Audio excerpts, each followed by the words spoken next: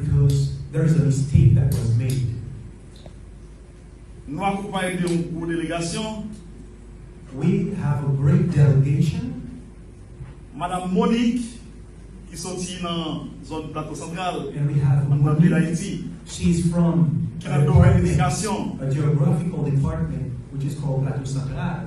She Madame, works in education. Madame Devan, qui sortit dans la zone Latimonie, and we have Devan, she's from another geographical department, who works in health. Et le professeur Nerilo, c'est lui-même qui est un jeune qui a dirigé Petite Dessalines en tant que parti m'a dirigé.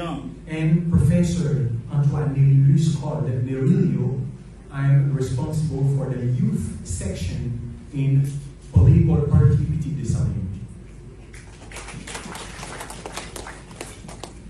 Nous avons la parole déjà en pile côté dans le monde là. We have speeched in many places all over the world. Nous parlons pendant 3 fois dans les Nations Unies. We have already speeched during 3 times in the UN. Gouvernement président invité nous te parler. I was invited by the Brazilian government. Gouvernement président invité nous te parler. I was invited by the Venezuelan government. I have visited many places, many countries all around the world. Mais c'est pour la première fois que je visite un pays et puis moi tout le monde ensemble. But that's the first time I have visited a country where everybody looks like me.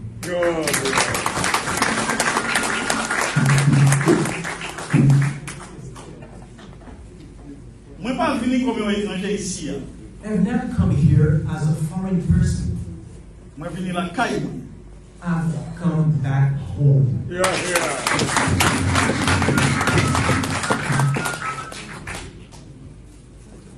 Avant de parler, before I keep on talking, dans nos pays d'Haïti, dans nos pays haïtiens, dans nos pays de Salines, pour nous, toute grosse salutation que nous méritons ici. Before I keep on talking, I wanted, on behalf of the whole Haitian nation, on behalf of all the groups in Haiti, to thank you for accepting my presence here with you. Après 218 années, after 218 years, nous décidons, we have decided, Africains, ça qui est dans le continent africain, that people in the whole continent of Africa, nous-mêmes qui en Haïti, and all of us who are there in Haiti, oui, nous en Haïti. Yes, we say we are in Haiti. Mais Haïti, but Haiti, c'est un zèle qui sortit dans le continent africain. Is a wing from a huge bird from the African continent. Qui a tombé en Amérique. And which has been brought there in America. Ça veut dire qui ça? What does this mean to me? Ça veut dire nous sommes seuls. It means all of us are one. Après 218 années, after 218 years, ils étaient isolés nous. We were isolated. Problème diplomatique. Diplomatic problems. Problème transport. Transportation barriers. Problème communication. Communication barriers. Je dis, nous venons craser toute barrière ça. Today we are coming here to demolish those barriers.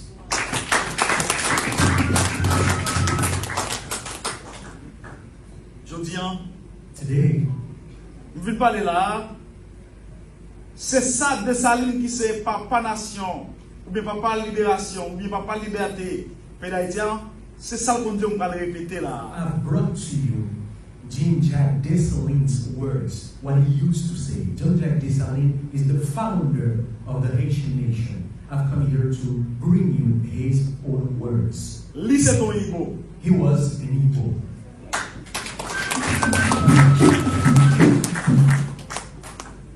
Un simple esclave, a simple slave, qui goumait, who fought, avec plus grande l'armée qui existait dans le monde là à l'époque, the biggest army which existed in the world at that time.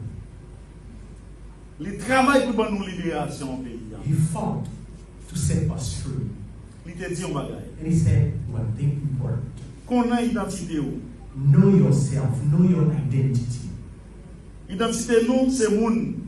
Our identity is human being. Mais qui moun ou ye? But now the question is, who are you? Sou pa kon qui moun ou ye? What kind of human you are? Qui You bon sorti? know where you're from, Qui bon ou ye? where we are, Et qui bon nous aller? and where we're heading to. Ou pa ka joindre son besoin pour vivre ou bien pour vivre peuple. You will not be able to find what you need for living and for the nation to live. Nous c'est Igbo. We are Igbo. Nous c'est petit. We are Igbo. Pour nous venir là, To come here, nous fait 28 ans dans l'avion. we spent 28 hours in an airplane.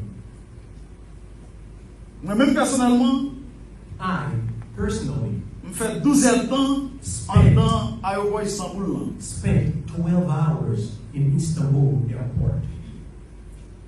Nous pas découragés. I was not discouraged. Mais là, je suis arrivé ici. But when I came here, Je viens plus courage. I got more strength.